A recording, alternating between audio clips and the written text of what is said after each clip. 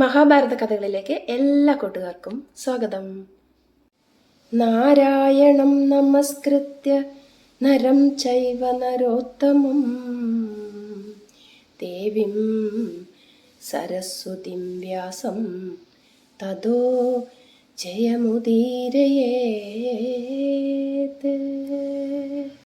18 പർവ്വങ്ങളുള്ള മഹാഭാരത കഥകളിലെ ആദിപർവം സമാപ്തമായല്ലോ. രണ്ടാമത്തെ പർവ്വമായ സഭാപർവ്വത്തിൻ്റെ ആദ്യ ഭാഗമാണ് ഞാൻ ഇന്നിവിടെ പറയാൻ പോകുന്നത്. അഗ്നിദേവനിൽ നിന്നും മയൻ എന്ന അസുരനെ അർജുനനാണ് രക്ഷിച്ചത്. മുന്നിൽ ഭഗവാന്റെ ചക്രായുധം, ഭഗവാൻ കൃഷ്ണന്റെ ചക്രായുധം വിഴുങ്ങാൻ ഒരുങ്ങി നിൽക്കുന്ന അഗ്നി. ഇവർ രണ്ടുപേരിൽ നിന്നും മയനെ അർജുനൻ രക്ഷിച്ചു കൊണ്ടുവരികയായിരുന്നു. അതുകൊണ്ട് തന്നെ മയന് അർജുനനോട് അടങ്ങാത്ത നന്ദിയാണ് ഉണ്ടായത്. മയൻ അർജുനനോട് ചോദിച്ചു, അങ്ങേക്ക് എന്ത് വരമാണ് വേണ്ടത്? എന്ത് സഹായമാണ് എന്നിൽ നിന്നും വേണ്ടത്? എന്ത് വേണമെങ്കിലും ഞാൻ അങ്ങേക്ക് വേണ്ടി ചെയ്യും. കശ്യപ പ്രജാപതിയുടെ മകനായിരുന്നു മയൻ എന്ന അസുരൻ. മയന് ഹേമ എന്ന ഭാര്യയും മണ്ഡോദരി, മായാവി, ദുന്ദുബി എന്നീ 3 പെൺകുട്ടികളും വ്യോമൻ എന്ന മകനും ഉണ്ട്. വ്യോമൻ രണ്ടാം ഭാര്യയിൽ ഉണ്ടായ മകനാണ്.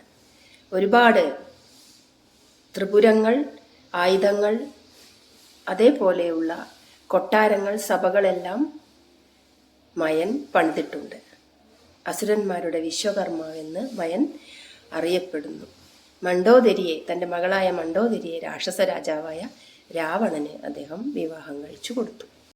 അടങ്ങാത്ത പകയുമായി തക്ഷകന്റെ മകൻ അശ്വസേനൻ അവിടുന്ന് പോയി.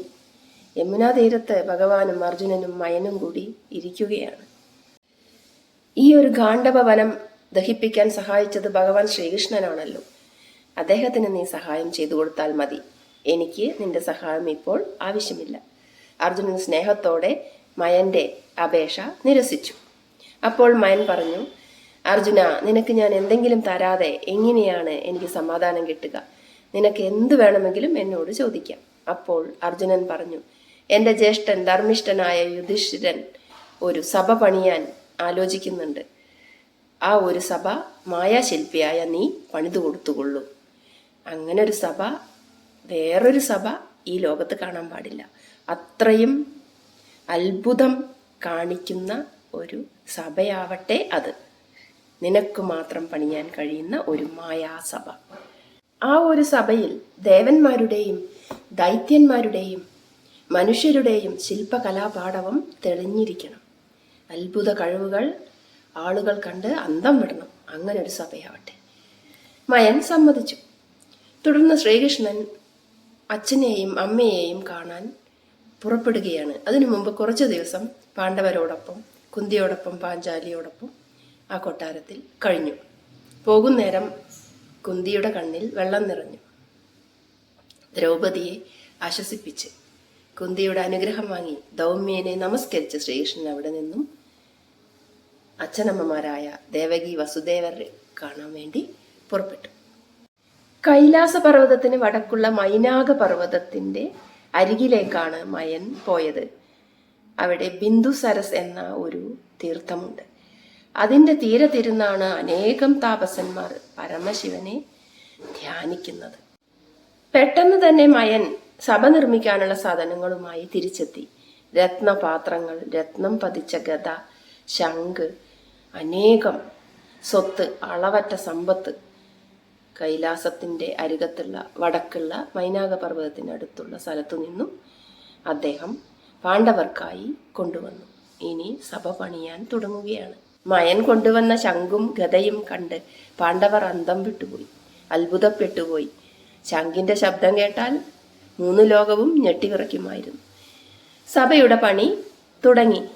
10,000 മുളം നീളവും 10,000 മുളം വീതിയും ഉള്ള വലിയൊരു സഭയാണ് പാണ്ഡവർക്കായി മയൻ ഒരുക്കാൻ പോകുന്നത്.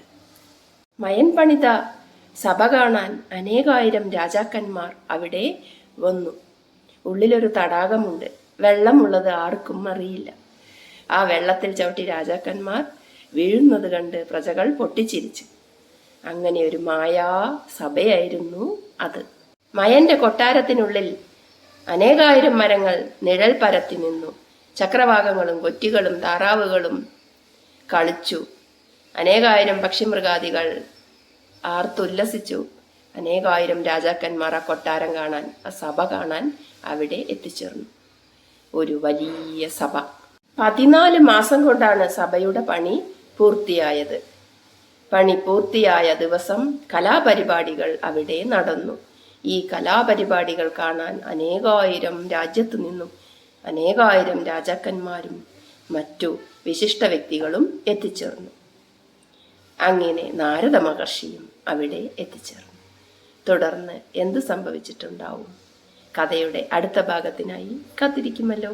മഹാഭാരത കഥകൾ ഇഷ്ടപ്പെടുന്നുണ്ടെങ്കിൽ ചാനൽ ലൈക്ക് ചെയ്യൂ, ഷെയർ ചെയ്യൂ, സബ്സ്ക്രൈബും ചെയ്യണേ.